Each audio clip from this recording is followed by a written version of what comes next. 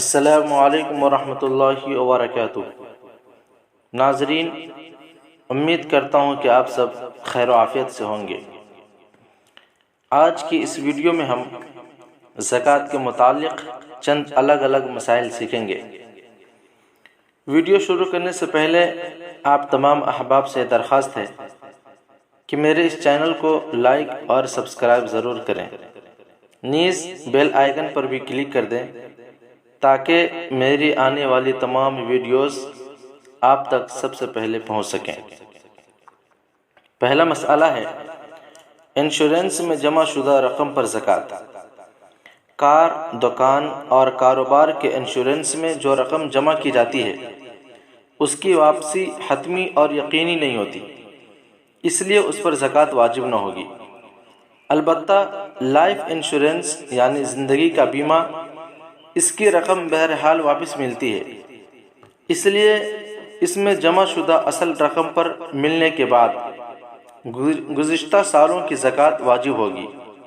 یہ دین قوی کے درجے میں ہے، اور اصل رقم سے بڑھ کر جو رقم ملنے والی ہے وہ چونکہ سود اور حرام ہے، اس لیے اس پر زکوٰۃ واجب نہیں ہوتی۔ فکس ڈپازٹ رقم پر زکوٰۃ، یہ دوسرا مسئلہ ہے۔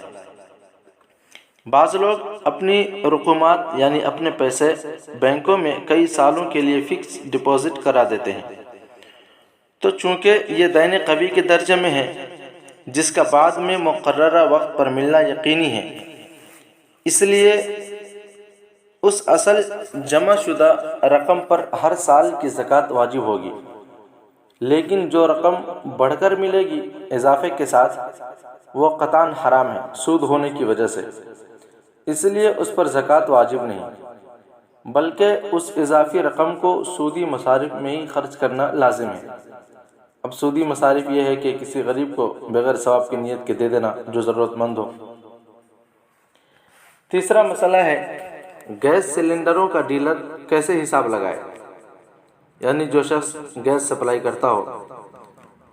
جو شخص گیس سپلائی کا ڈیلر ہے، یعنی گیس کمپنی سے گیس خرید کر صارفین کو گیس سپلائی کرتا ہے، وہ اپنی زکوٰۃ کا حساب سلنڈروں کی مالیت سے نہیں لگائے گا، بلکہ سلنڈروں میں موجود گیس کی قیمت کے اعتبار سے اس پر زکوٰۃ واجب ہوگی۔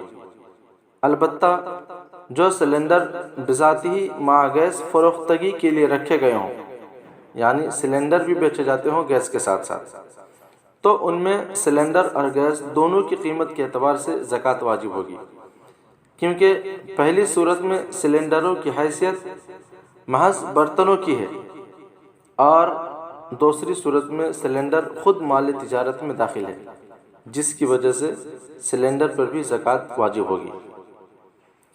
ٹرانسپورٹ کمپنی کی گاڑیوں پر زکوٰۃ کا مسئلہ، یہ چوتھا مسئلہ ہے۔